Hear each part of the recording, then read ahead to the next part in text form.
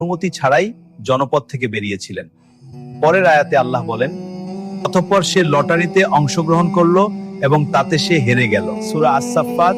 এরপর তাকে সাগরে নিক্ষেপ করা হলো, তারপর বড় মাছ তাকে গিলে ফেললো, আর সে নিজেকে ধিক্কার দিচ্ছিল। তিনি ধিক্কারযোগ্য হয়ে যান, কারণ তিনি সে মহান দায়িত্ব ছেড়ে চলেন আল্লাহ যা দিয়ে তাকে প্রেরণ করেছেন। আল্লাহ তাকে অনুমতি না দিতেই তিনি সোজা দিকে ত্যাগ করে যাচ্ছিলেন অসন্তুষ্টিবশত। আজ তাকে আহার বানাল, অথচ তার এতটুকু গোশত খেল না কিংবা তার কোনো হাড্ডিতে ঠোকর দিল না। মাছের পেটে তিনি থাকলেন যতক্ষণ আল্লাহ তাকে রাখতে চাইলেন। মাছের অন্ধকার, সাগরের অন্ধকার ও রাতের অন্ধকারে তিনি নিজের অবকাতর ভাবে ডাকলেন, আপনি ছাড়া কোনো সত্য ইলাহ নেই, আপনি পবিত্র মহান, নিশ্চয় আমি ছিলাম জালিম। বর্ণিত হয়েছে যে ফেরেশতারা তার এই কাতর প্রার্থনা শুনে বললেন, হে রব, এ দেখি অচেনা দেশ থেকে আসা চেনা মানুষের ক্ষীণ কণ্ঠ।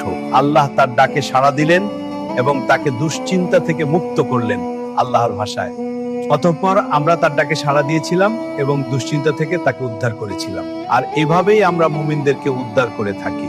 এমন ঘনঘোর বিপদে ইউনূস আলাইহিস সালাম মাছের পেটে আল্লাহর তাসবিহ পড়তে লাগলেন এবং দোয়া করতে থাকলেন। মাছ তাকে সমুদ্র তীরে উগরে দিল, এমন স্থানে যেখানে কোনো উদ্ভিদ বা ছায়া ছিল না। তিনি তখন শারীরিকভাবে একেবারে দুর্বল। আল্লাহ বলেন, অতঃপর আমরা তাকে তৃণলতাহীন প্রান্তরে নিক্ষেপ করলাম এবং সে ছিল অসুস্থ, আর আমরা একটি ইয়াকতিন লাউ জাতীয় গাছ তার উপর উদ্গত করলাম। সুবহানাল্লাহ, আল্লাহ খুব দয়ালু। হ্যাঁ, ঠিক বলেছো। এটি এমন গাছ যা তাকে বড় পাতা দিয়ে ছায়া দেয় এবং তার গায়ে মাছি বসতে বাধা দেয়। অতঃপর আল্লাহ তাকে উম্মতের কাছে ফিরে যেতে নির্দেশ দেন। তারা তাকে সত্য বলে প্রতি ঈমান আনে। তাদের সংখ্যা ছিল অন্যূন 1,00,000। এ হলো আল্লাহর পক্ষ থেকে তার নবীকে সম্মানিত করা ও শ্রেষ্ঠত্ব দানের নমুনা। আজকের ঘটনাটা কেমন লাগলো আপনাদের? সবাই কমেন্টে জানাবেন। আমার ভালো লেগেছে, আমারও।